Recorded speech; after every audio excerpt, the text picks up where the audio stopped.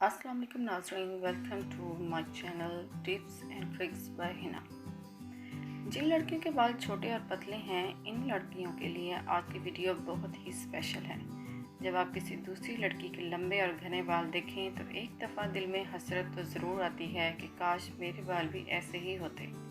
मगर कुछ लड़कियों की ये हसरत ही रह जाती है, क्योंकि लंबे घने बाल आजकल के मसरूफ़ दौर में नामुमकिन है।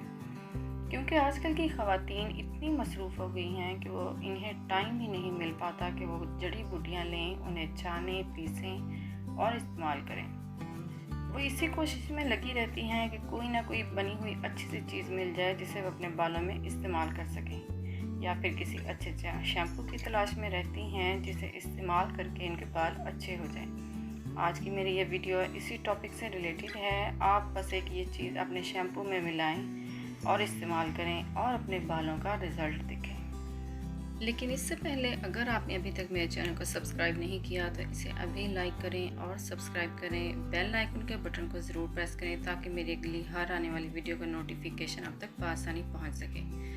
आपका एक लाइक और सब्सक्रिप्शन ही हमारी मेहनत का सिला है।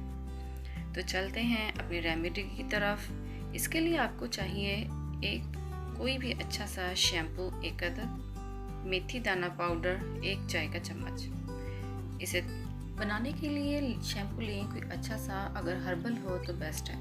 अगर आप शैम्पू 3 खाने के चम्मच लें तो इसमें मेथी दाना 1 चाय का चम्मच पीसकर मिला लें। मेथी दाना आप ग्राइंड कर लें, ये पाउडर बन जाएगा। इसको अपने पास महफूज कर लें।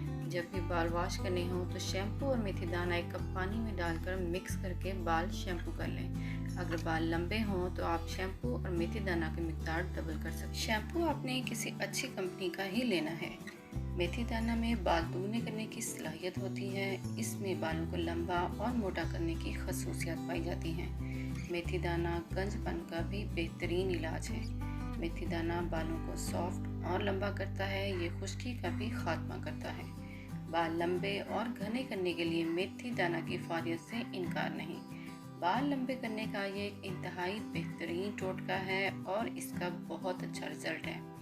इसलिए आप इसे इस्तेमाल ज़रूर करें और मुझे अपनी दुआओं में ज़रूर याद रखिएगा।